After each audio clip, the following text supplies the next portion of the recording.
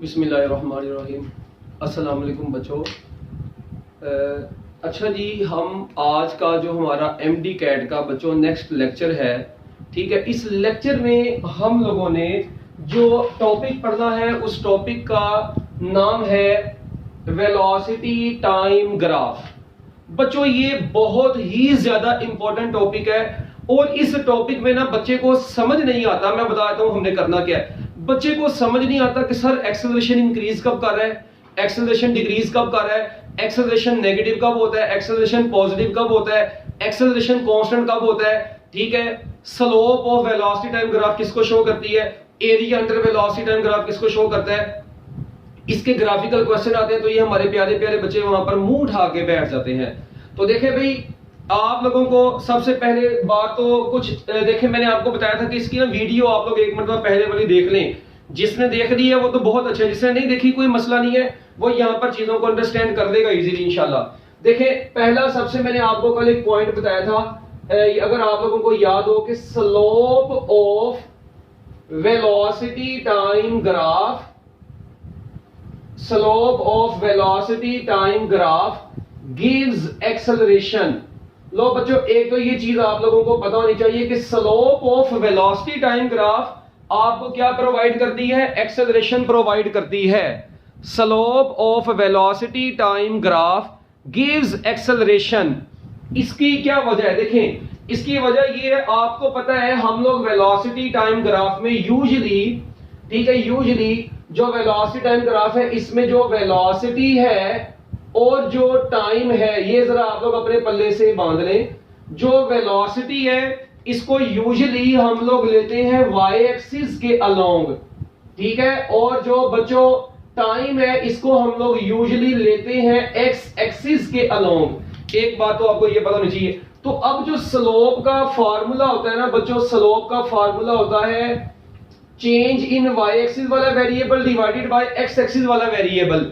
अब y axis वाली side पर वेलोसिटी का चेंज है और x एक्सिस वाली साइड पर टाइम का, तो time rate of change of velocity is equal to acceleration. और आपको पता है हम लोग स्लोप को मैथमेटिकली टेंजेंट थीटा भी लिखते हैं।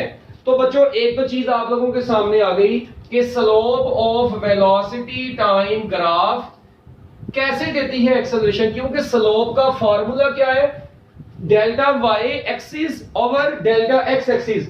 अब y एक्सिस वाला जो वेरिएबल है वो v है और x एक्सिस वाला वेरिएबल t है, तो delta v over delta t क्या देता है आपको, एक्सेलरेशन। और स्लोप को मैथमेटिकली हम लोग क्या लिखते हैं, टेंजेंट थीटा भी लिखते हैं। तो एक चीज तो यहां से आपको पता चल रही है कि वेलोसिटी टाइम ग्राफ की स्लोप जो कि टेंजेंट थीटा होगी वो एक्सेलरेशन के बराबर होगी।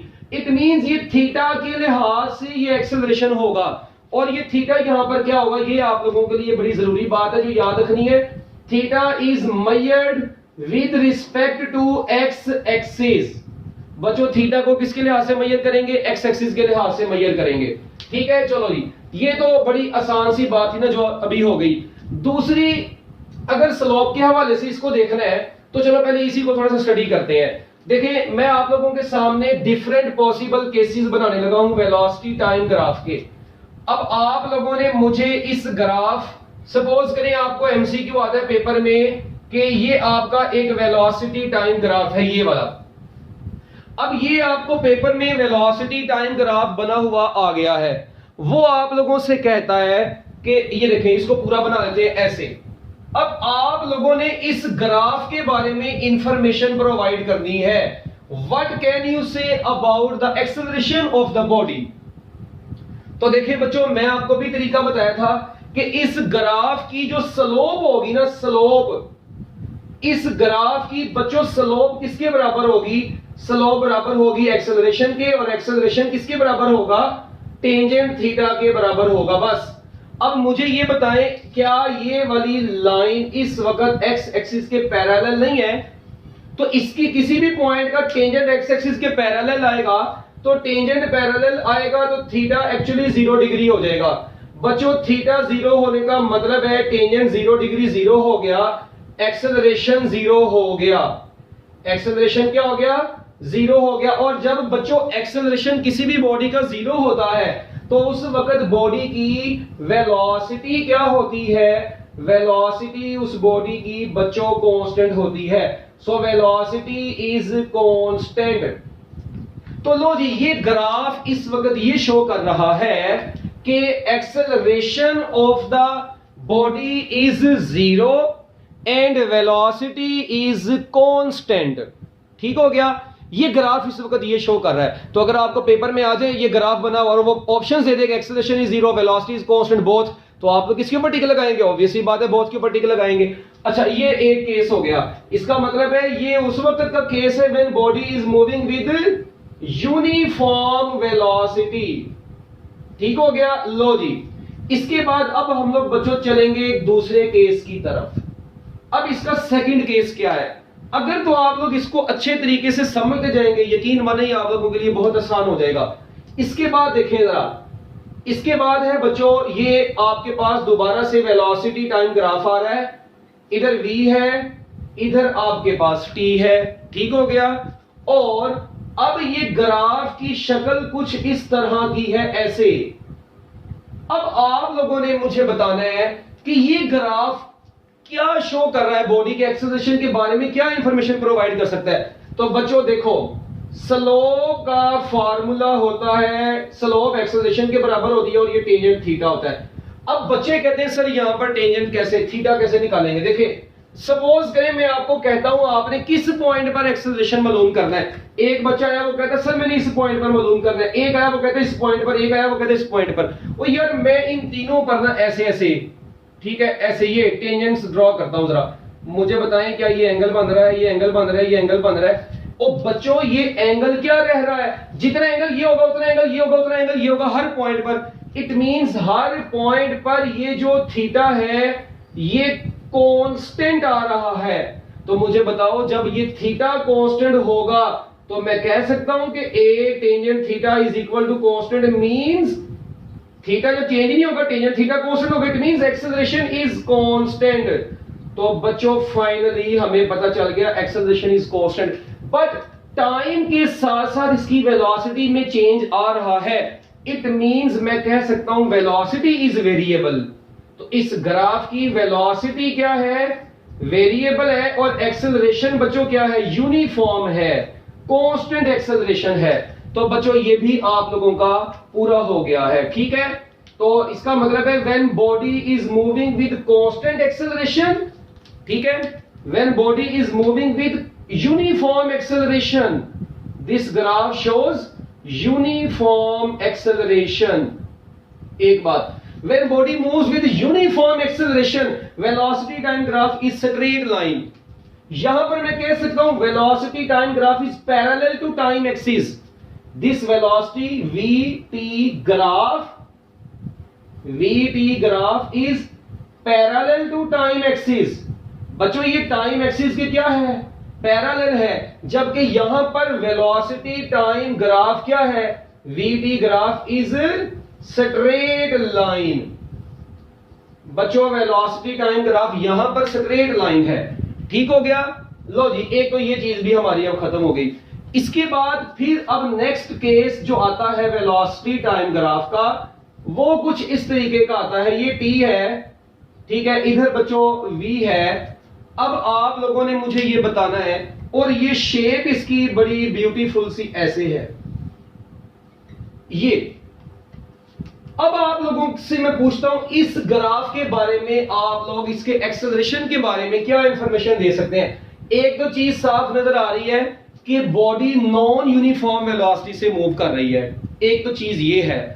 अच्छा, अब दूसरा हमने तो इसकी देखनी है स्लोप। अब देखें, अभी आपको तरीका मैंने एक ही बताया कि स्लोप बच्चों किसके बराबर होती है? इसकी एक्सेलरेशन जो कि टेंजेंट थीटा। अच्छा, अब थीटा यहां पर कैसे निकालेंगे? टेंजेंट देखें, अब ये ग्राफ ऐसे राइज कर रहा है, मतलब इस तरीके से जा रहा है ना, और आगे जाके कौन से होता जा रहा है। इट मींस आप लोग ना अपनी इस हैंड की फिंगर्स को इसके साथ साथ मूव करवाएं। देखें अभी बिल्कुल ये ऊपर को जा रहा है, अपना हाथ ऐसे ऊपर को रखें, मतलब ये शुरू स्टार्टिंग से ऐसे ऊपर को जा रहा है, ऐसे नहीं आ रहा। अगर ऐसे आता मैं हाथ को ऐसे करता, इस वक्त ये जा सीधा यहां से ऐसे ऊपर को रहा है, तो मैं अपने हाथ को ऐसे करके ऐसे लेके जाऊंगा।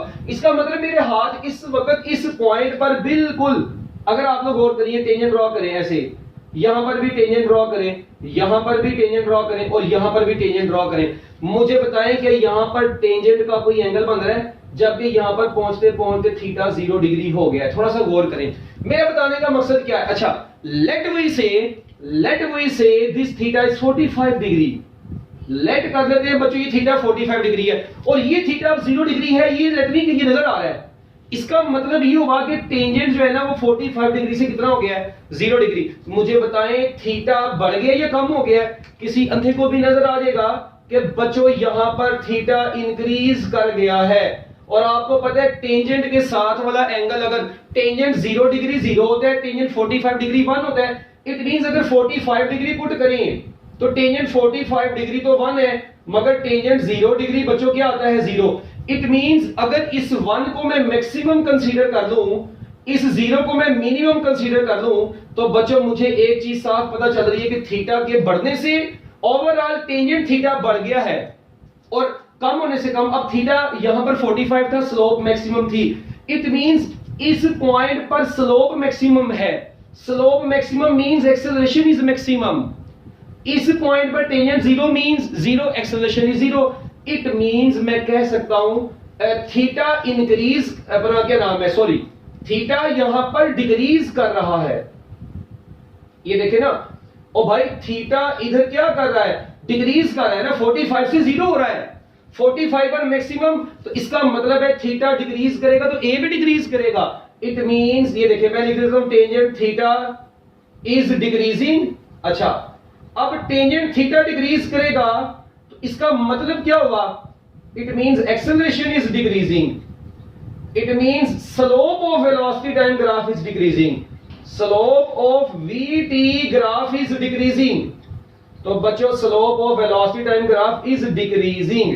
तो बच्चों ये वेलोसिटी टाइम ग्राफ की जो स्लोप है ये डिक्रीज करती जा रही है।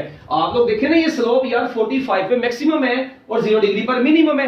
It means slope is decreasing. I think इसमें कुछ भी मुश्किल नहीं रह गया। अच्छा, अब एक ये चीज, इसके बाद अगर मैं आप लोगों के सामने ग्राफ कुछ इस शेप का बना दूं, एक ऐसे अगर ग्राफ होता, ठीक है, ये V है बच्चों, ये T है और ग्राफ यहां से अब ऐसे जा रहा है ऊपर को। अब जरा आप लोग गौर करें, अब ग्राफ ऐसे लेटा हुआ और ऐसे सीधा ऊपर को जा रहा है। इसका मतलब है कि इस पॉइंट पर टेंजेंट ड्रॉ करें, इस पॉइंट पर टेंजेंट ड्रॉ करें, इन पॉइंट पर टेंजेंट ड्रॉ करें, इस पॉइंट पर टेंजेंट ड्रॉ करें और एक वक्त आएगा इस पॉइंट पर टेंजेंट ड्रॉ कर दें। इस वक्त आप लोग देखें ये ऑलमोस्ट, ये थीटा लेट वी से 0 डिग्री है और ये थीटा ऑलमोस्ट लेट वी से 90 डिग्री है। तो मेरी बात सुने, ये थीटा, अब देखिए मुझे बताएं स्लोप का फार्मूला क्या होता है बच्चों, slope is equal to a is equal to tangent theta, ये तो नहीं भूलना। अब थीटा 0 डिग्री से क्या हो रहा है, 90। इट मींस अब थीटा क्या कर रहा है, इंक्रीज कर रहा है। मुझे बताओ जब थीटा इंक्रीज कर रहा है तो इंक्रीज करने से मुराद है कि पहले थीटा 0 डिग्री था तो ये 0 आया, टेंजेंट 90 डिग्री, आंसर आया इनफाइनाइट। इट मींस ये मिनिमम थी स्लोप और ये मैक्सिमम हो गई। इट मींस टेंजेंट थीटा क्या कर रहा है बच्चों, यहां पर क्लियरली नजर आ रहा है कि यहां पर टेंजेंट थीटा इज इंक्रीजिंग। तो बच्चों मेरी बात सुनो, अगर टेंजेंट थीटा इंक्रीज करता जाएगा तो बच्चों एक्सेलरेशन भी क्या करता जाएगा, एक्सेलरेशन भी इंक्रीज करता जाएगा। और जब एक्सेलरेशन डिक्रीज कर रहा है तो मैं कह सकता हूं यहां पर कि slope of velocity time graph is increasing. लो जी बच्चों, तो slope of velocity time graph increase करती जा रही है, एक्सेलरेशन इंक्रीज करता जा रहा है, टेंजेंट थीटा इंक्रीज करता जा रहा है। ये थी वेलोसिटी टाइम ग्राफ के कुछ केसेस के बारे में बातें। अभी ये खत्म नहीं हुआ, ठीक है। अब अच्छा, अगर बच्चों मैं आप लोगों के सामने इस ग्राफ को, एक और ग्राफ ड्रॉ करता हूं यहां पर, ये ऐसे। अब इस ग्राफ में आप लोगों ने मुझे बताना है, ये V है, ये T है। अब आप लोगों ने मुझे ये बताना है कि ये वेलोसिटी टाइम ग्राफ क्या शो कर रहा है। ये देखें जरा, यहां पर ऐसे ये इस वक्त ये वेलोसिटी टाइम ग्राफ। ओ भाई मेरी बात सुनो, आप लोगों को मैंने क्या तरीका बताया है, अब आप लोगों ने इस ग्राफ को सोल्व करना है ना, मैंने क्या तरीका बताया था, देसी तरीका, कि आपको पता है स्लोप एक्सेलरेशन प्रोवाइड करती है जो कि टेंजेंट थीटा होती है, और यार इसका एंगल कितने डिग्री का बन रहा है, साफ नजर आ रहा है 90 डिग्री का। It means acceleration is infinite. Acceleration infinite means force required is infinite. It means it is impossible. तो बच्चों याद रखना है, velocity time graph perpendicular to time axis is not possible. तो मैं अब क्या एमसीक्यू बना सकता हूं यहां से, इसका मतलब है मैं यहां पर ये लाइन लिख सकता हूं कि velocity time graph perpendicular to time axis is not possible. ऐसा कैसे पॉसिबल हो सकता है, आप लोग खुद देखें ना कि वेलोसिटी चेंज होती जा रही है मगर टाइम नहीं गुजरा। मतलब ये कि टाइम रुका हुआ है और वेलोसिटी चेंज हो रही है। भाई कभी टाइम रुक सकता है, it means this is impossible, ये पॉसिबल ही नहीं है। सो परपेंडिकुलर, तो इसका मतलब मैं यहां पर ये लाइन लिख सकता हूं कि perpendicular velocity time graph, velocity time graph perpendicular to time axis, क्या बोलेंगे इसको, VT graph perpendicular to time axis, perpendicular to time axis is not possible. लो भाई बच्चों, ये था आप लोगों का बिल्कुल एक बेसिक तरीका वेलोसिटी टाइम ग्राफ को अंडरस्टैंड करने का। तो अगर आप लोग इसके ऊपर थोड़ा सा गौर करें तो मेरा ख्याल है हम लोगों ने इसकी काफी जो है ना मतलब इंटरेस्टिंग चीज जो है ना स्टडी कर ली है। अच्छा, अब हम लोग इसी को ना थोड़ा सा आगे बढ़ाते हैं अपनी इसी चीज को। अब जरा आप लोगों ने मुझे नेक्स्ट चीज ये बतानी है, ये देखना जरा कि अगर बच्चों ग्राफ अब कुछ इस तरीके से हो, इसका मतलब है मैं आपके सामने ना पहले तो एक रफली, बल्कि रफली नहीं, अभी एक ये भी बना लेते हैं ऐसे। अब एक ग्राफ ये बनाते हैं, ये V है, ये T है। आप लोगों ने मुझे क्या बताना है, आप लोगों ने मुझे ये बताना है ऐसे। ये ग्राफ इस वक्त क्या शो कर रहा है बच्चों, एक तो बात अपने दिमाग में डन रखें, इसकी स्लोप भी हर पॉइंट पर कांस्टेंट है। इसकी स्लोप भी हर पॉइंट पर बच्चों क्या है, देखें हर पॉइंट पर एंगल ड्रॉ करें, ये तो थीटा कांस्टेंट आएगा। इट मींस हर पॉइंट पर इसका जो थीटा है वो क्या आ रहा है, इसका मतलब ये होगा कि acceleration is equal to tangent theta is equal to slope. तो बच्चों यहां पर मैं क्या लिखूंगा, एज थीटा इज कांस्टेंट। बच्चों थीटा कांस्टेंट है, it means a is equal to tangent theta is equal to constant, और इसके कांस्टेंट होने से मुराद है एक्सेलरेशन इज कांस्टेंट।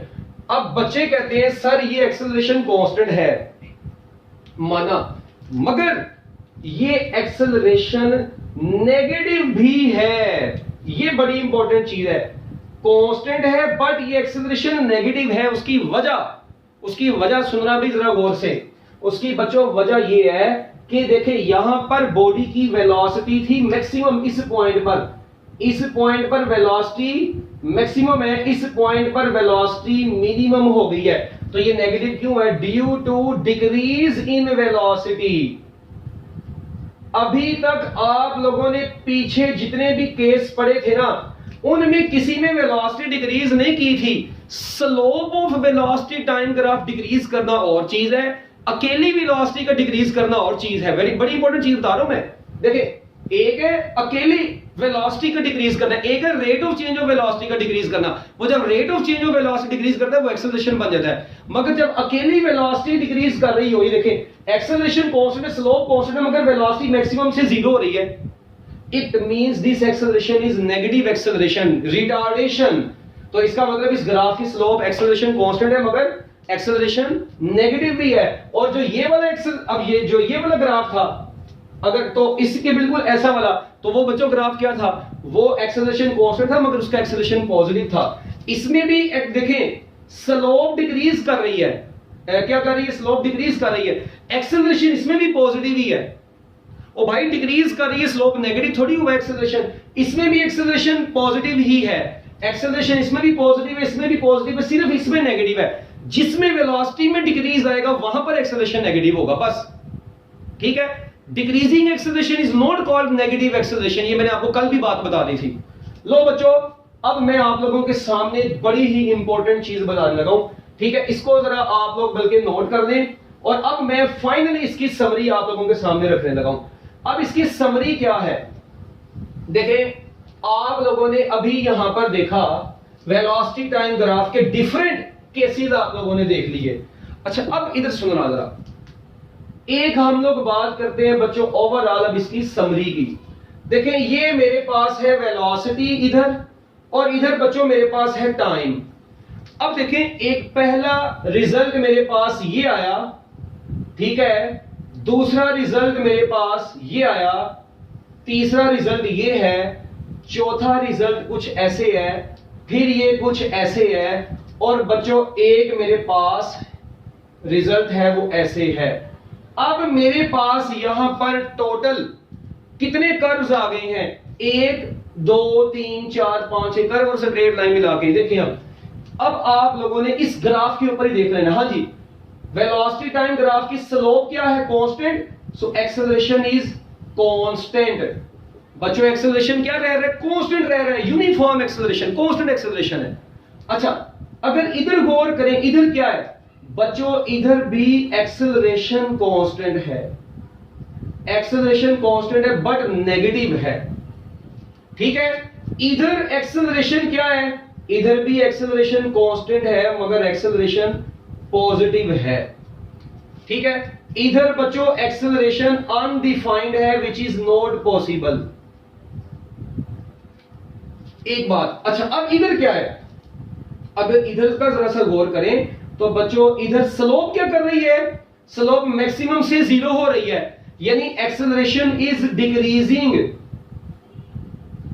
बट है ये पॉजिटिव है। अच्छा इधर भी एक्सेलरेशन क्या है? Acceleration is increasing positively, increasing मगर है यहां पर भी ये पॉजिटिव ही है।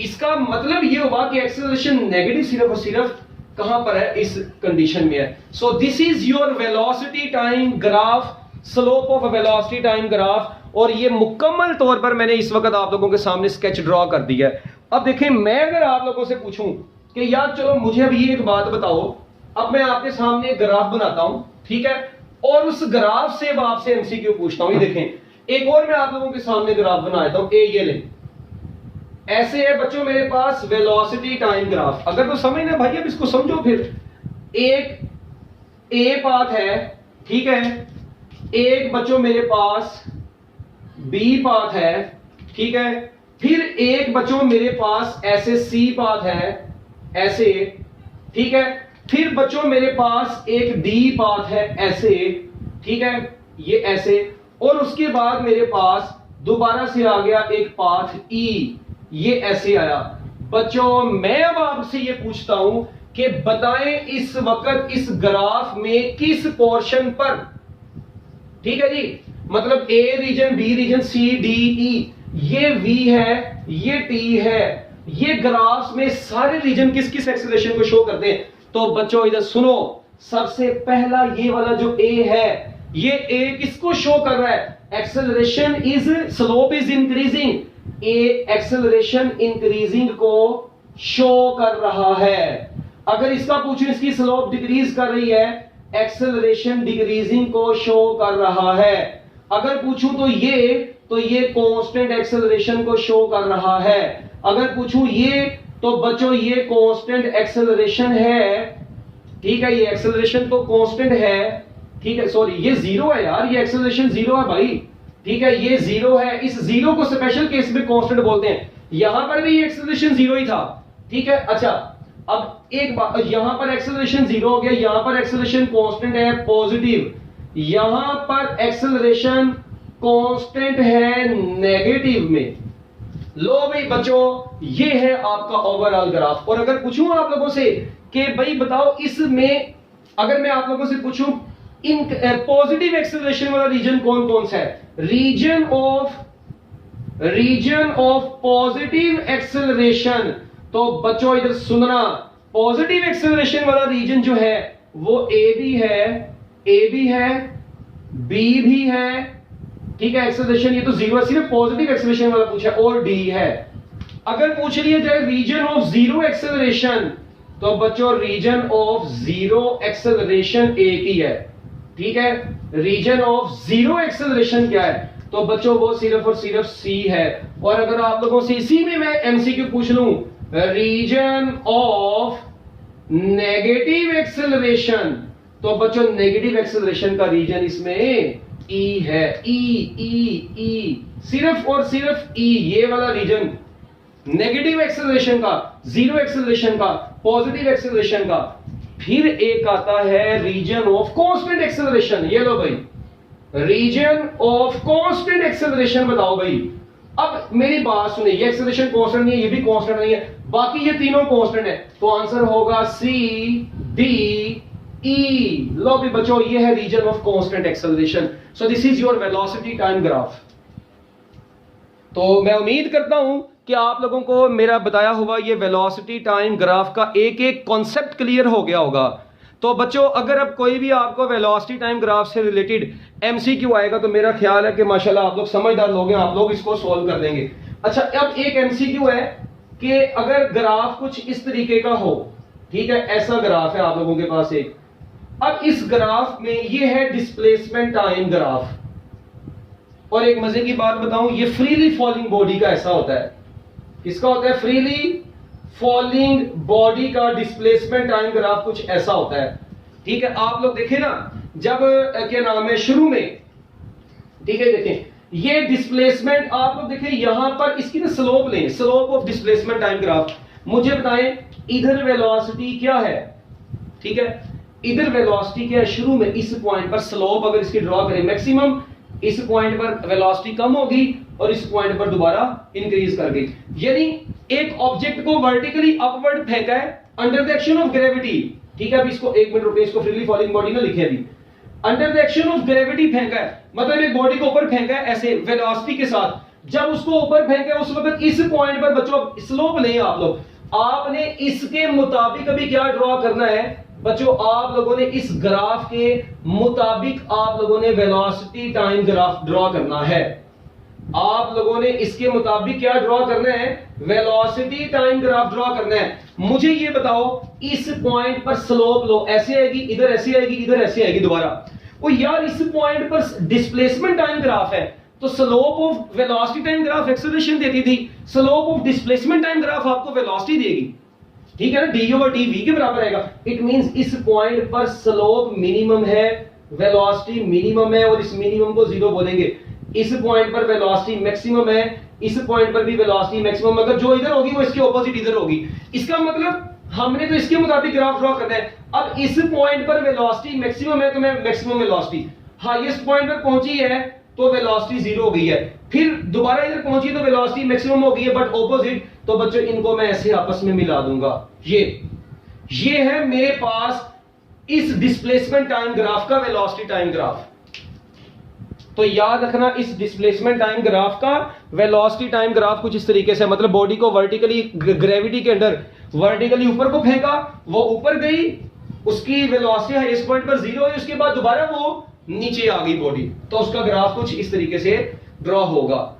ठीक हो गया। और यहां पर आप लोग वेरिएबल जो देंगे वो हो गया वीटी ग्राफ। लो भी, एक ये भी बात होगी वेलोसिटी टाइम ग्राफ की। उसके बाद एक बात अब हम लोगों ने जो और करनी है वो क्या है, आप लोग जरा गौर करें, इस चीज का आप लोगों को पता होना चाहिए बहुत अच्छे तरीके से कि area under velocity time graph अब क्या प्रोवाइड करता है। अब दूसरी बात आ गई बच्चों, area under velocity time graph. देखें, याद रखिएगा, area under VT graph, area under velocity time graph gives numerical value of distance covered. Area under VT graph gives numerical value of distance covered. ये आप लोगों को डिस्टेंस कवर्ड प्रोवाइड करती है। Area under velocity time graph gives numerical value of distance covered. ठीक है, ये आपको डिस्टेंस कवर्ड मिलेगा। अब ये डिस्टेंस कवर्ड कैसे मिलता है ये देखना जरा, एक ये भी बड़ी इंपॉर्टेंट चीज है। मैं आप लोगों को कहता हूं यार इस ग्राफ के अंडर एरिया बताएं, बस ये ग्राफ है, फिर मैं आपको कहता हूं यार इस ग्राफ के अंदर एरिया बताएं। ठीक है, अच्छा, फिर मैं आप लोगों को कहता हूं यार इस ग्राफ के अंदर एरिया बताएं।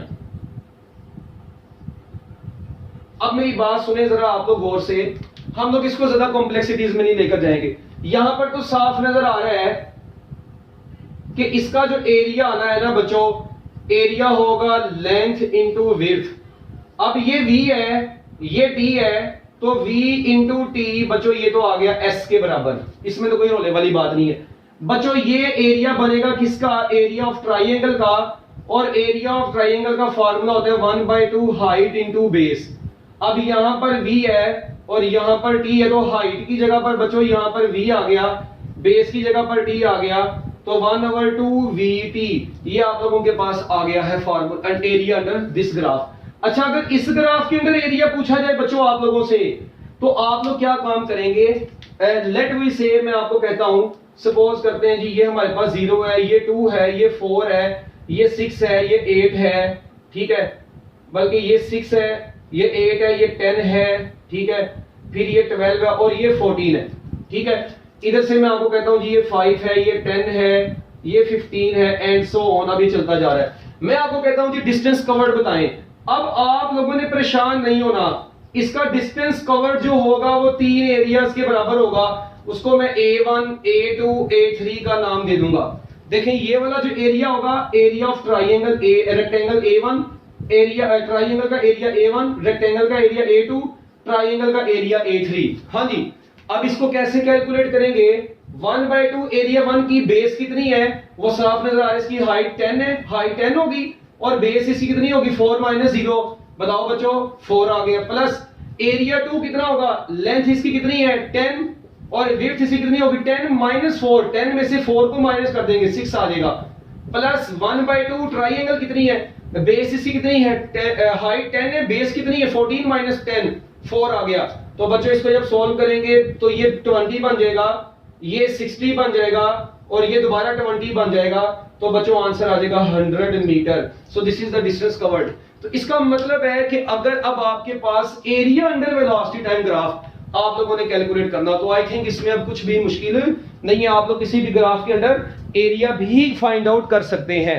तो लो भी बच्चों, ये था आपका वेलोसिटी टाइम ग्राफ का एक छोटा सा टॉपिक, ठीक है। मैं उम्मीद करता हूं कि आप लोगों को ये मुकम्मल तौर पर समझ आ गया होगा। अच्छा, अगर पाथ इर्रेगुलर हो, ये हम लोगों ने ना पढ़ा है, मतलब कांस्टेंट शेप वाला, अगर ग्राफ इर्रेगुलर शेप का हो तो फिर हम उसको छोटे छोटे एरियाज में डिवाइड करते हैं और वो इतना लेंथी है कि मतलब वो हमारे सिलेबस में हम लोग उसको स्टडी ही नहीं करते, ठीक है बच्चों। ये था आपका वेलोसिटी टाइम ग्राफ का मुकम्मल टॉपिक, इसको जरा एक मरतबा देख लें आप लोग। इसके बाद हम लोग equations of review of equations of motion की तरफ चलेंगे।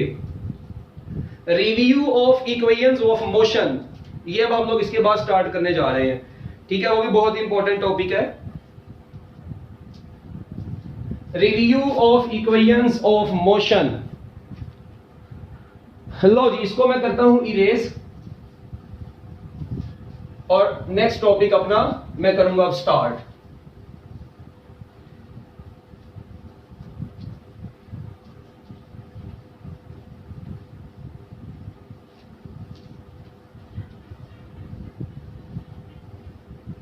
लो भाई बच्चों, review of equations of motion.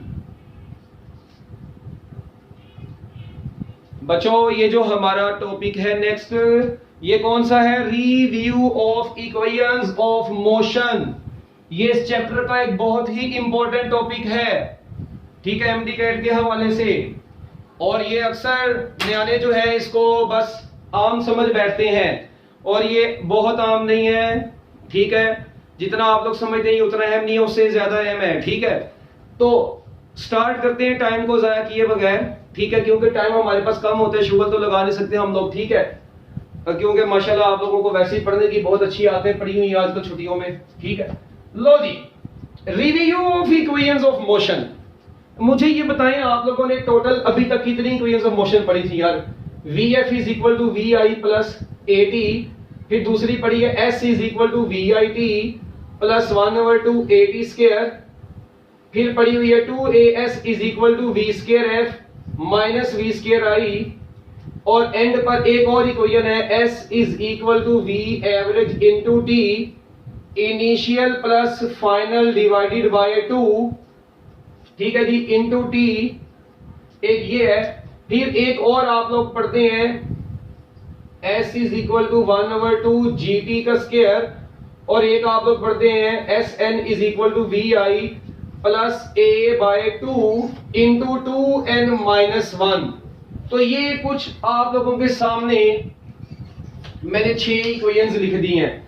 अब अक्सर बच्चे परेशान हो जाएंगे, लो ये क्या बात होगी यार, ये तो 6 हो गई हैं। ओ भाई है ये 3 ही थी, ठीक है, मगर अब इनके बारे में जरा लिख लें बच्चों। इसको बोलते हैं वेलोसिटी टाइम इक्वेशन, एक चीज, नंबर 1 कॉन्सेप्ट। बच्चों इसको बोलते हैं डिस्प्लेसमेंट टाइम, डिस्प्लेसमेंट एक वेलोसिटी टाइम इक्वेशन है बच्चों, एक है डिस्प्लेसमेंट वेलोसिटी इक्वेशन, ठीक है, एक है डिस्प्लेसमेंट वेलोसिटी इक्वेशन। और बच्चों एक मिनट, ये है मेरा, ये है डिस्प्लेसमेंट वेलोसिटी इक्वेशन, ठीक है, ये डिस्प्लेसमेंट वेलोसिटी इक्वेशन है, और इसको बोलेंगे हम लोग क्या नाम है, डिस्प्लेसमेंट टाइम इक्वेशन। हाँ जी, डिस्प्लेसमेंट टाइम इक्वेशन, ये ऐसे, ये डिस्प्लेसमेंट वेलोसिटी इक्वेशन है, ये वेलोसिटी टाइम इक्वेशन है, और ये क्या है, डिस्प्लेसमेंट टाइम इक्वेशन इसको बोला जाता है, ठीक है। ये तो s is equal to V average into T है, ये है डिस्टेंस। अच्छा इसी को ना, पहले मेरी बात सुने, इसी को मैं शॉर्ट फॉर्म में, ये g/2 जो होता है आपको पता है g10 होता है ना, ऑलमोस्ट नियरली इक्वल टू कर सकते हैं। तो बच्चों ये, और आगे t का स्क्वायर आ गया, तो इसको मैं nearly equal to 5t square बोल सकता हूं। अब ये क्या है, ये है distance covered by freely falling body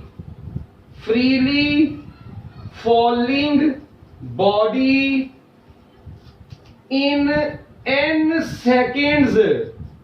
मैं बड़ी इंपॉर्टेंट लाइन बोलने लगा हूं, ये याद रखना, ये रिपीटर बच्चों, ये तुम लोगों के लिए बहुत कंफ्यूजन है। माशाल्लाह पहले पढ़ के आए थे मगर इनको समझ नहीं आया था इन इक्वेशंस का मतलब, और अगर अभी भी ना समझ आए फिर ये भेजूंगा मैं, ठीक है। देखें जरा, ये है distance covered by freely falling body in n seconds, जबकि यहां पर एक चीज पे जरा गौर करना। अगर मैं इसको ना, मतलब फ्रीली फॉलिंग बॉडी, इसको मैं थोड़ा सा बल्कि सोल्व करता हूं। अगर एक बात करें इसके लिए फ्रीली फॉलिंग ऑब्जेक्ट की, बच्चों किसके लिए बात करें, फ्रीली फॉलिंग ऑब्जेक्ट की अगर बात करें कि एक ऑब्जेक्ट फ्रीली फॉल, याद रखना फ्रीली फॉलिंग बॉडी का ना 2 चीजें तो बड़ी मशहूर है, उसकी इनिशियल वेलोसिटी 0 होगी और उसका ए जो होगा वो g के बराबर होगा, बस ये चीजें हैं, ठीक है। तो चलो यहां पे शाबाश पुट करो, vi की जगह पर 0 पुट कर दो और a की जगह पर g, तो ये बन जाएगा g/2 इंटू 2n-1, और ये बराबर आ जाएगा 5 इंटू 2n-1। क्यों भाई रिपीटर हो, ये जो खास तौर पे इंप्रूवर बच्चे हैं ना, ये जरा आप सुन लेना, एक ये फार्मूला और ये फार्मूला, ये चर्सी दोनों उसको मिक्स कर देते हैं पकड़ के, मिक्स नहीं करना। ये distance covered by the freely falling body in n seconds, मैं nth नहीं बोल रहा, n सेकेंड्स। अच्छा ये क्या है, this is the formula to calculate distance covered by freely falling body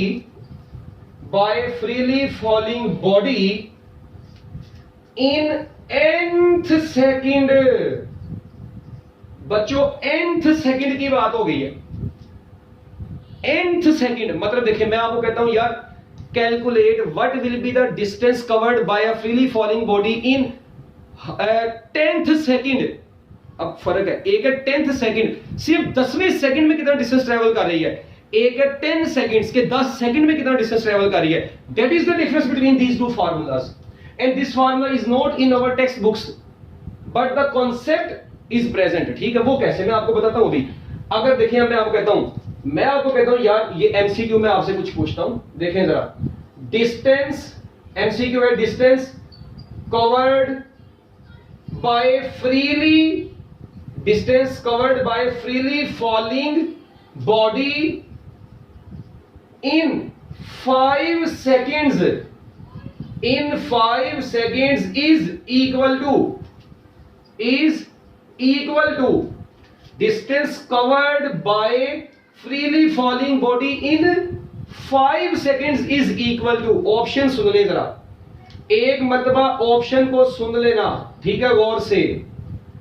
इसकी बच्चों जो ऑप्शंस हैं वो बड़ी यूनिक हैं, ठीक है, बल्कि ऑप्शन को यार खुद बना लेना, कॉन्सेप्ट सुनो। अब देखें 5 सेकंड्स की बात हुई है, ठीक है, पहले सबसे तो फिफ्थ की बात नहीं, 5 की बात हुई, तो आपके दिमाग में ऐसे, और फ्रीली फॉलिंग बॉडी है, आपके दिमाग में फार्मूला आएगा 5t स्क्वायर।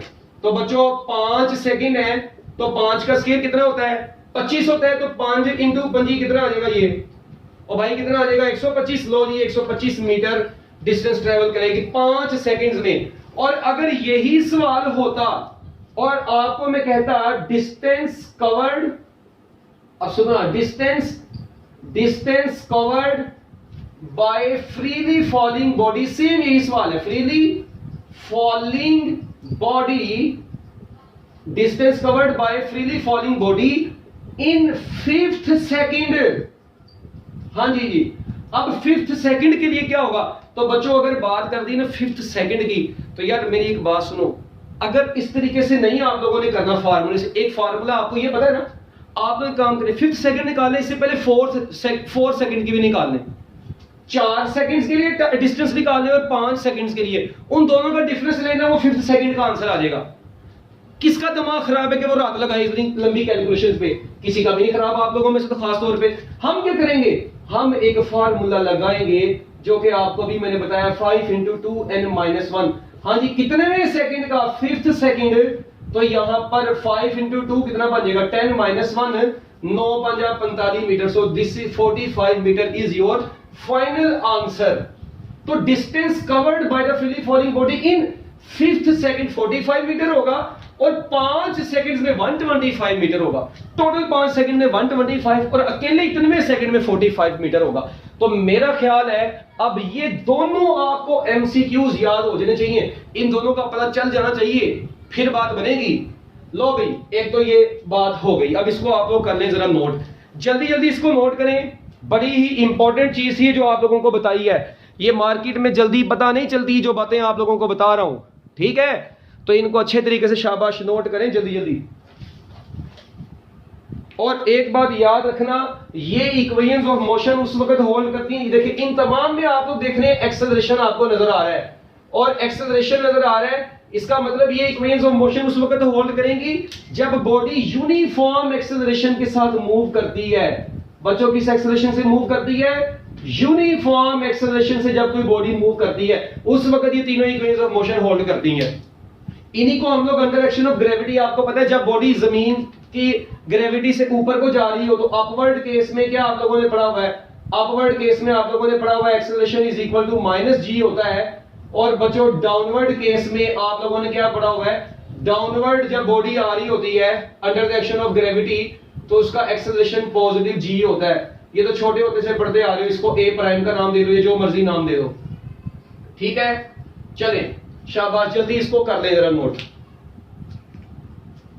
तो अच्छा, अब ना मैं इसी से रिलेटेड एक और सवाल पूछता हूं। फिर आप लोग माशाल्लाह इंप्रूवर्स हैं, ठीक है, जो बच्चे, इनको पता ही होगा कि ना उसने पूछा होता है डिस्टेंस कवर्ड रेशो ऑफ, अब सुनना जरा एमसीक्यू, इधर लिखता हूं मैं, इधर लिखता हूं ऐसे। अब ये तो फार्मूले का आपको पता चल गया, इसको मैं जरा इरेज कर देता हूं, थोड़ी स्पेस खाली करने लगा हूं, ठीक है। अच्छा, अब एक बात सुनना जरा गौर से, अगर मैं आपको कहता हूं ratio of distance is covered, ठीक है जी, ratio of distance covered by the freely falling body, ठीक है, रेशियो बतानी है आप लोगों ने of distance covered by the freely falling body in, यार क्या हो गया यार, ratio of distance covered by the freely falling body in 1 second, 2 second, 3 second. क्या मैंने फर्स्ट सेकंड थर्ड बोला? नहीं। तो भाईजान क्या काम करना है, ये फार्मूला आप लोगों के सामने है, तो आप लोग क्या काम करेंगे, रेशियो लेनी है 5t स्क्वायर, ऐसे लिखेंगे, t की जगह पर 1 आ गया, इसका स्क्वायर, फिर रेशियो 5, 2 का स्क्वायर, फिर रेशियो 5, कितना आ जाएगा बच्चों, 3 का स्क्वायर आ जाएगा। अब मुझे एक बात बताओ, ये 5 5 5 5 सब कट जाते हैं आपस में, बचेगा क्या, 1 का स्क्वायर 1, 2 का स्क्वायर 4 और 3 का square 9, 1:4:9 is your final answer. भाई क्या जरूरत है पंगों में जाने की, नहीं हमें पंगों में जाना, रेशो नहीं है, रेशो है ये, ठीक है। एक चीज और इधर क्या करना है, अगर मैं आपसे पूछता हूं फर्स्ट सेकंड, मैं आपसे पूछता हूं सेकंड सेकंड, मैं आपसे पूछता हूं थर्ड सेकंड, अब मेरी बात सुने, अब रेशियो बतानी है आपने। तो बच्चों अब फॉर्मूला ये लगेगा 5 इंटू, हाँ जी 5 into 2 into 1 minus 1, ratio 5 into 2 into 2 minus 1, ratio ratio इधर लिख लें 5 ratio 2 into 3 minus 1 is equal to, अब बच्चों क्या आएगा 5, इधर कितना आ जाएगा अगर आप लोग गौर करें 1, इधर कितना आ जाएगा 5, 3, इधर कितना आ जाएगा रेशो 3 इंटू 2 6 माइनस 1 5। बच्चों ये 5 से कट जाएंगे सारे, जब ये कट जाएगा तो आपके पास सिर्फ ये बचेगा 1 रेशो 3 रेशो 5। तो बच्चों जरा बच्चों अब देखें जरा दोनों में फर्क फार्मूलाज में, that is the difference between these two formulas. चर्सी किस्म के लोगों क्या हो गया है, पहली मतलब देख रहे हो ऐसी चीजें, ये पता होना चाहिए आप लोगों को, बिल्कुल बेसिक चीज है यार, आपकी अकल नहीं काम करती। 1 सेकंड 2 सेकंड जितने सेकंड बोले ये, जितना सेकंड पूछा है ये, बस। तो 1 सेकंड 2 सेकंड 3 सेकंड्स में 1 रेशो 4 रेशो 9 है, but first second third second में 1 रेशो 3 रेशो 5 आपका आंसर आता है। तो लो जी ये थी कुछ बातें इन इक्वेशंस ऑफ मोशन के बारे में। अच्छा अब ये तो दोनों का यूज पता चल गया ना, इधर तो आओ जरा एक मरतबा। अच्छा अब अगर ये फ्रीली फॉलिंग बॉडी ना हो, ये अगर फ्रीली फॉलिंग बॉडी ना हो, तो भाई अगर बॉडी स्ट्रेट पाथ में यूनिफॉर्म एक्सेलरेशन के साथ जा रही है, मैं कहता हूं जी a body is moving along straight path with initial velocity vi and acceleration a, ठीक है, what will be the distance travelled in nth second, तो फिर ये वाला फार्मूला यूज होगा। अब फॉर एग्जांपल अगर मैं आपको कहता हूं यार एक कार है, उसकी इनिशियल वेलोसिटी है 2 मीटर पर सेकंड, ठीक है, और वो 2 मीटर पर स्क्वायर सेकंड एक्सेलरेशन से ही मूव कर रही है, बताओ फोर्थ सेकंड में कितने सेकंड में, फोर्थ सेकंड में वो कितना डिस्टेंस ट्रेवल करेगी। ये लो ये डाटा आपके पास आ गया यार, कार है इनिशियल वेलोसिटी चल रही है, इस एक्सेलरेशन के साथ चौथे सेकंड में डिस्टेंस कितना ट्रेवल करेगी, तो सिर्फ फोर्थ सेकंड बोला है। फिर ये n की जगह पर 4 आएगा, a की जगह पर 2 आएगा, 2 से कट जाएगा, ये 2 बन जाएगा, ठीक है, 2 से कट जाएगा, ये 2 बन गया, 2 प्लस ये कितना है 4, तो 4 इंटू 2 8 माइनस 1 7, 7 प्लस 2 कितना आ जाएगा 9 मीटर आपका आंसर आ जाएगा, कुछ भी मुश्किल नहीं है इसमें। अच्छा अब देखें एक बात और, अगर मैं आप लोगों को कहता हूं यार एक बच्चा यहां पर खड़ा हुआ है, ठीक है, अब देखना जरा, अब अगली बात, इस बच्चे ने क्या काम किया, इसके पास एक बॉल है अभी इस वक्त इसने ना इस बॉल को ऐसे वर्टिकली अपवर्ड फेंका है, बस इस बच्चे ने इस वक्त बॉल को जिस वेलोसिटी से फेंका वो वेलोसिटी है 10 मीटर पर सेकंड।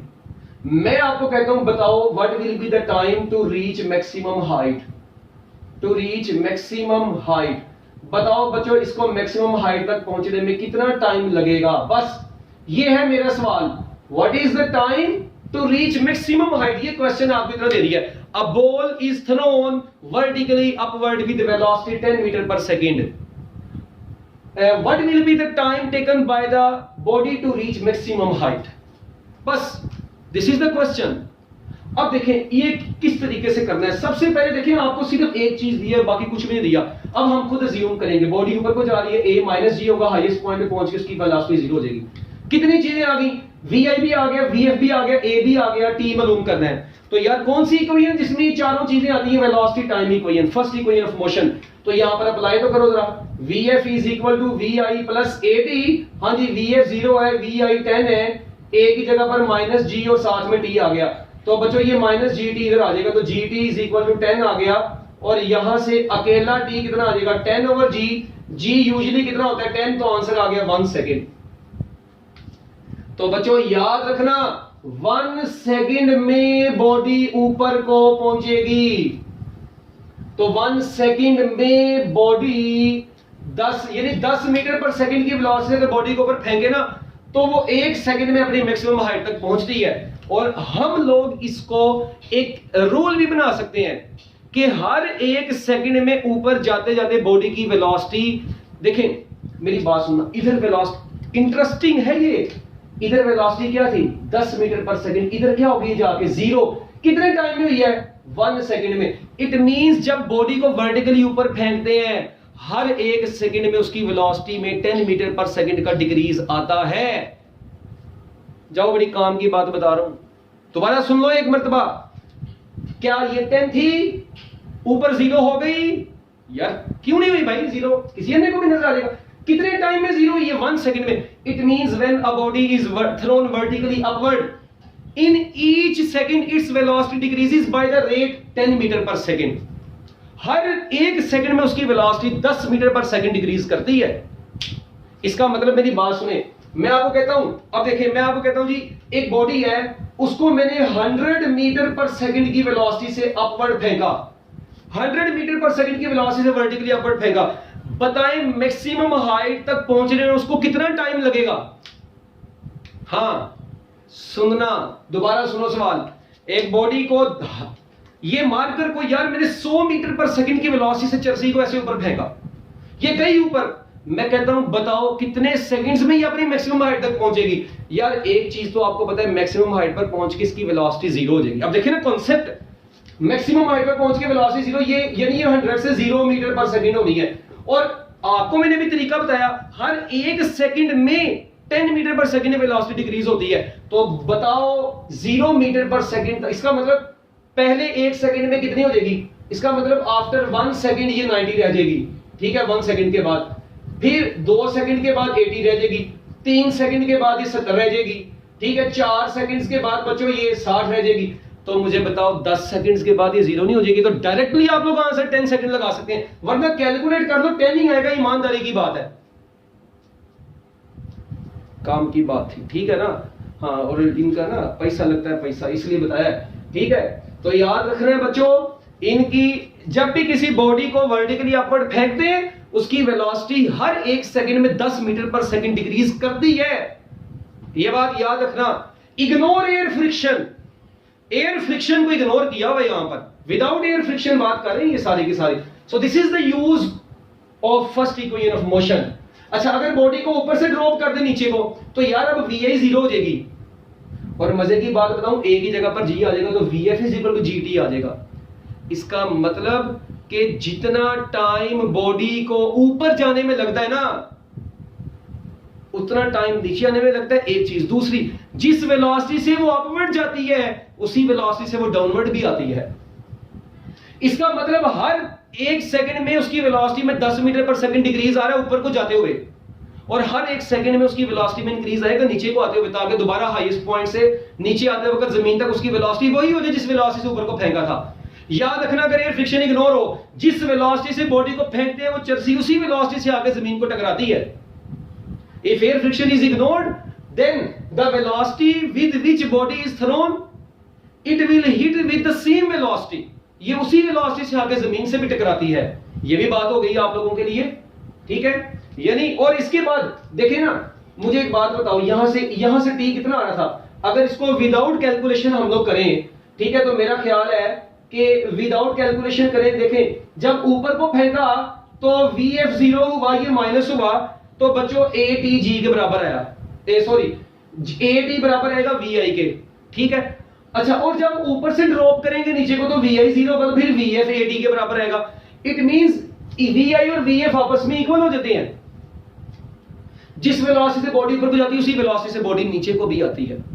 जितना टाइम ऊपर जाने में लेती है, उतना टाइम नीचे आने में भी लेती है। So this is the concept of first equation of motion. Second equation of motion बड़ी सिंपल सी है, वो आप लोगों को कहता है जी, a body is dropped from certain height, ठीक है, in how much time it will reach the ground. अब देखें, अगर आप लोगों को हाइट गिवन हो, ड्रॉप किए, VI 0 हो जाएगी, A की जगह पर G आ जाएगा, तो S = 1/2 GT, इसके यही वाला फार्मूला बन जाएगा। थोड़ा सा अगर आप लोग गौर कर लें तो, ठीक है। तो अब, और ये वाला फार्मूला, अच्छा मैं अब आप लोगों से MCQ पूछता हूं, आप लोगों ने मुझे बताना है कि कौन सा मतलब जो है ना हम लोगों ने यूज करना है फार्मूला यहां पर। ये देखने लगा, अब आप लोगों से MCQ पूछूंगा, आप लोग बताएंगे कौन सी इक्वेशन ऑफ मोशन यूज करनी है। यार इक्वेशन ऑफ मोशन यूज करना बहुत जरूरी है भाई, मैं आपको बार बार बता रहा हूं। देखें, एक बात सुनिए इधर, जरा गौर से सुनना। मैं आप लोगों को कहता हूं, यार ये एक टावर है, ऐसे, this is a beautiful tower. इस टावर की छत पे यहां पर एक ब्यूटीफुल सा बच्चा, बिल्कुल मेरी तरह का, ठीक है जी, यहां पर ऐसे खड़ा हो गया, ठीक है। अच्छा, अब इसने क्या काम किया, यहां से ना, इधर से ऐसे, अब इसकी जो हाइट है लेट वी से बच्चों वो है 80 मीटर। मैं आपको कहता हूं यहां से इसको ड्रॉप कर दिया, बॉल को ऐसे ड्रॉप कर दिया, बताएं कितने टाइम में ये नीचे पहुंचेगी, बस ये मेरा सवाल है। A body is dropped, this body is dropped, ठीक है जी। मुझे बताइए जब इसको ड्रॉप करेंगे इसकी वी आई यहां पर क्या होगी, 0, नीचे आते आते ए क्या होगा, जी के बराबर होगा। यार बोलते नहीं हो, वी आई 0, ए किसके बराबर होगा, जी के बराबर होगा।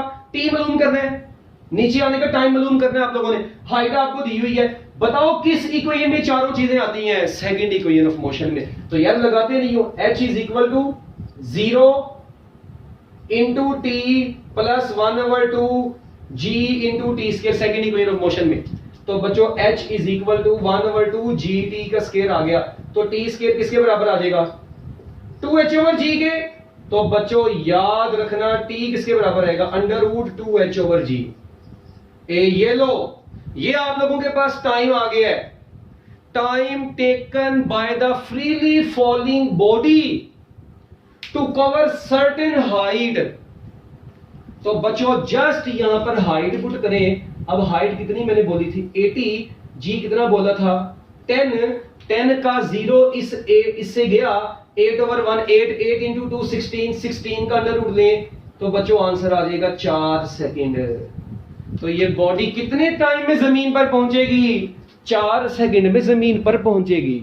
कितने सेकंड में, 4 सेकंड में 80 मीटर की हाइट कवर करके ये नीचे आ जाएगी। ये था एक और तरीका सेकंड इक्वेशन ऑफ मोशन को यूज करने का।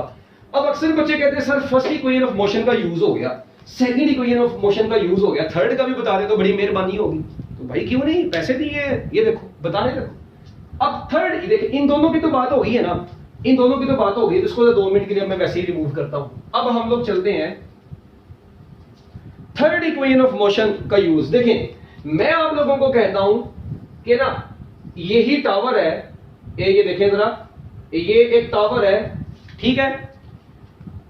अब इस टावर से एक बॉडी को ड्रॉप किया है ऐसे, यहां पर एक खूबसूरत बच्चा खड़ा हुआ है, इधर से इसने ये बॉल यहां पे पकड़ी है, ये डिस्प्लेसमेंट सपोज करते हैं मैं कहता हूं 10 मीटर है, ठीक है। ये डिस्प्लेसमेंट टावर की हाइट 10 मीटर है, इसको यहां से ऐसे ड्रॉप कर दिया है।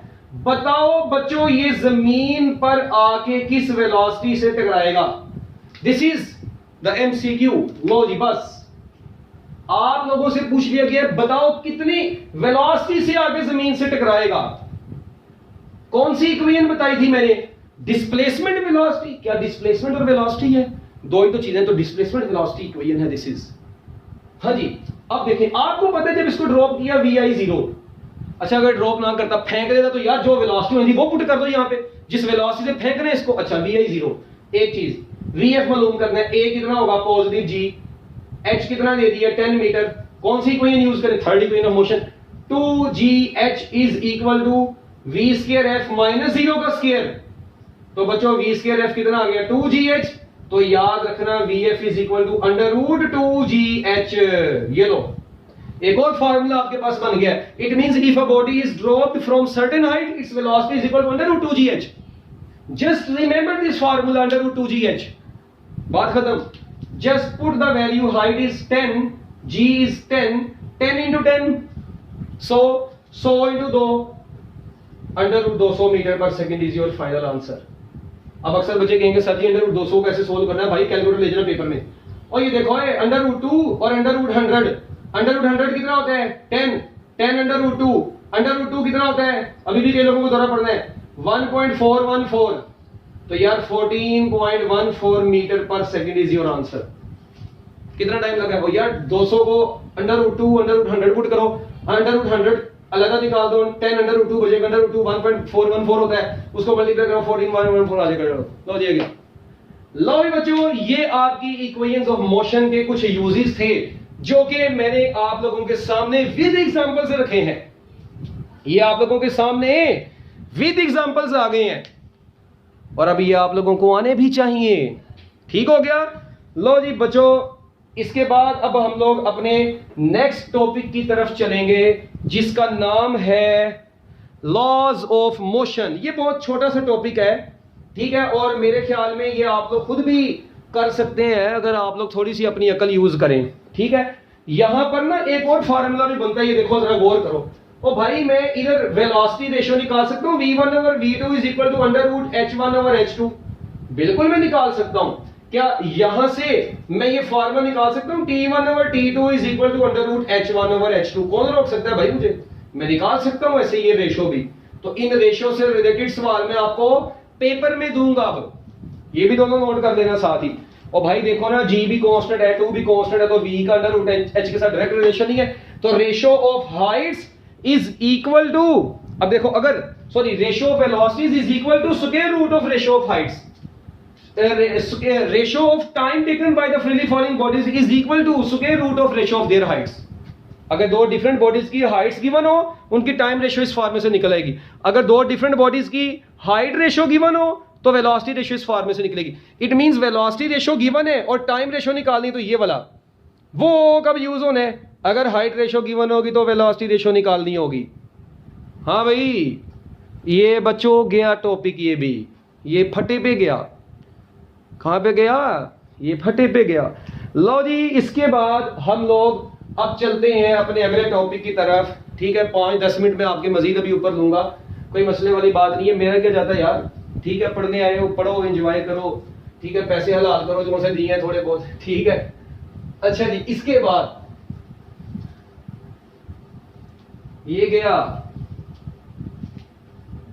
दिन गुजरते जा रहे हैं, पेपर आप लोगों के करीब आते जा रहे हैं। ठीक है, पढ़ते आप लोग वैसे नहीं है, घरों में बैठे माशाल्लाह।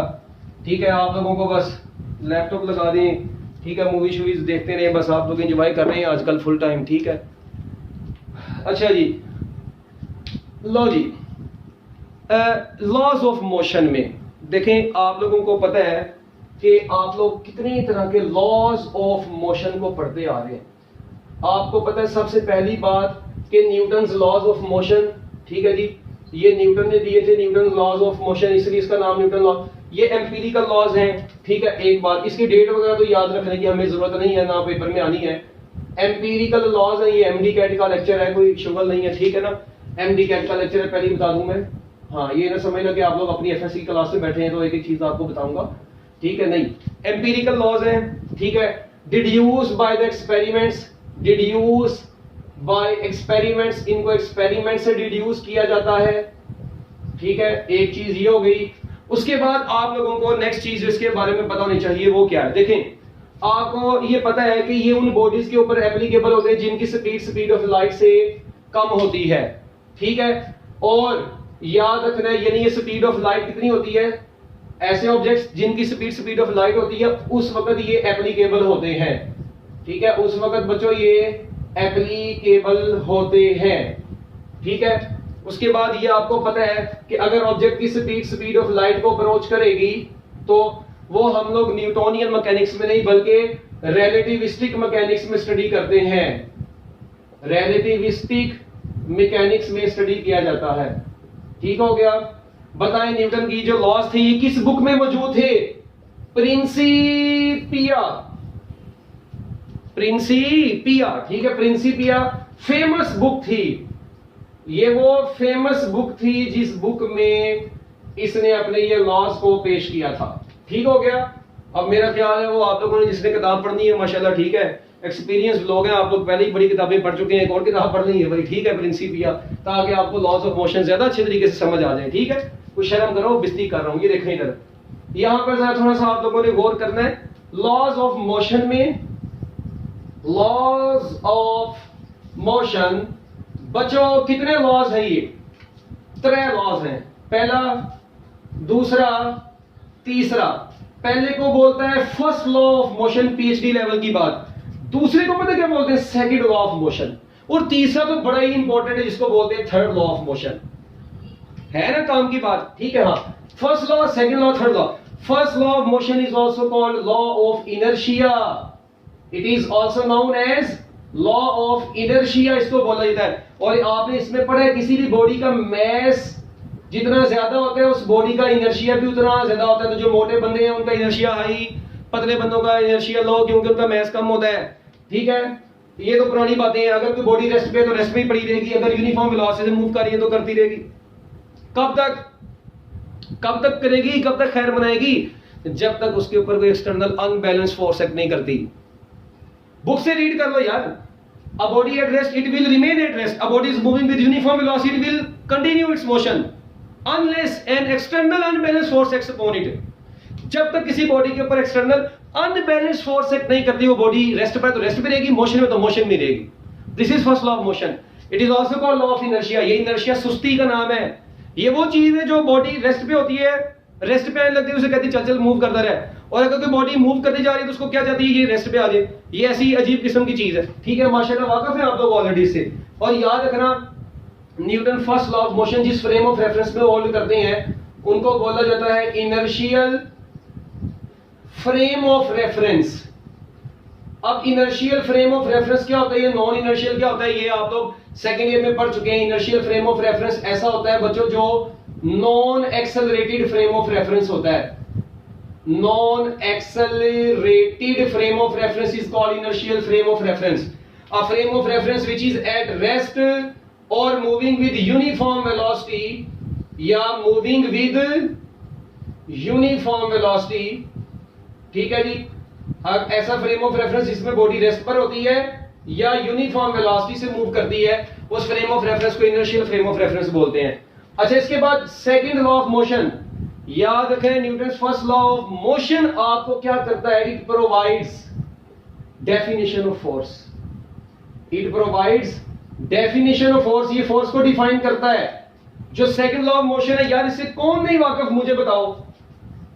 छोटा बच्चा 9th क्लास में आता है, उसको पता है F is equal to M A.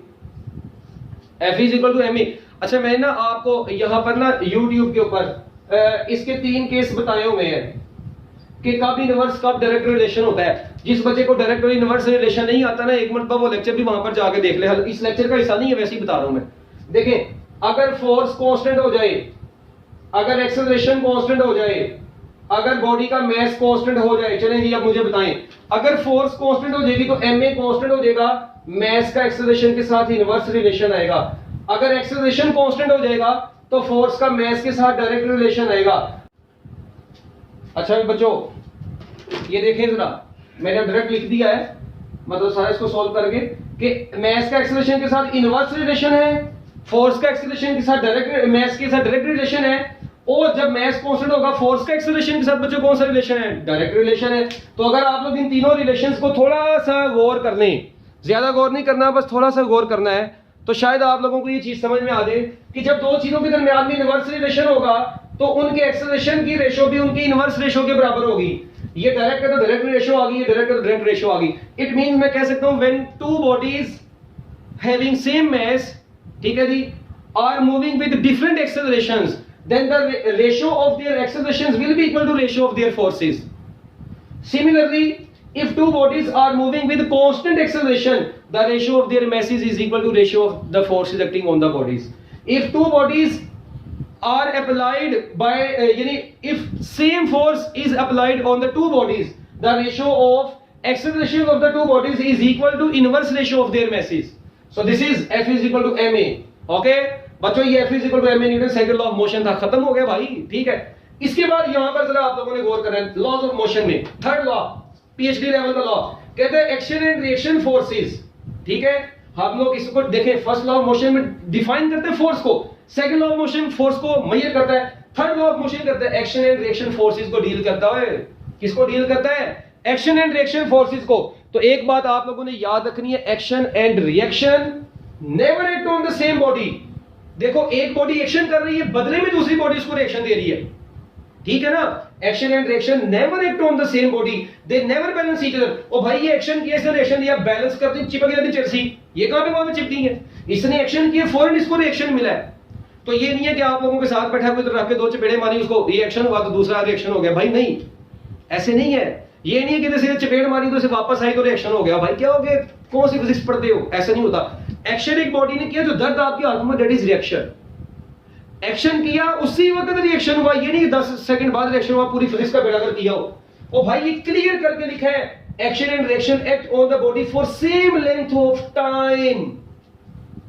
Same length of time के लिए करनी है, सारी फिजिक्स का बेड़ा गर्क ना कर देना यहाँ पे। उसके बाद ये एक दूसरे को कभी भी बैलेंस नहीं करती और एक ही बॉडी के ऊपर एक्ट नहीं करती, दो बॉडीज के ऊपर एक्ट करती हैं, एक एक्शन करती है दूसरी रिएक्शन देती है आपको। तो बच्चों ये था आप लोगों का ओवरऑल लॉज ऑफ मोशन से रिलेटेड टॉपिक, ठीक है। बाकी आप लोग इसको अच्छे तरीके से पढ़ें, मैं उम्मीद करता हूं कि आप लोग घरों में बैठ के अच्छे तरीके से तैयारी कर रहे होंगे, अपना टाइम वेस्ट ना करें। आपको नहीं पता कि इस वक्त पेपर कब होने हैं, तो जो बच्चे तो इस सेशन में आ चुके हैं उनको तो इसकी अहमियत का अंदाजा हो रहा है और उनके लेक्चर्स भी बहुत अच्छे तरीके से तैयार हो रहे हैं, ठीक है। उनको कल को बहुत आसानी होनी है अपने पेपर्स के दौरान। अगर सपोज करें आपके पेपर्स के फौरन बाद 1 महीने बाद एमडी कैट आ गए तो भाई बाकी तो गए, उन्होंने तो बेचारों ने घर में बैठे परेशान हो जाए, उन्होंने कहा लो हमने वहां पे भी टाइम ज़ाया किया, अब हम मेहनत करें। आप लोग अभी से मेहनत करें ताकि आप लोगों में उन बच्चों में बहुत फर्क हो जिन बच्चों ने लेक्चर्स नहीं पढ़े हो, ठीक है। तो best of luck, Allah Hafiz.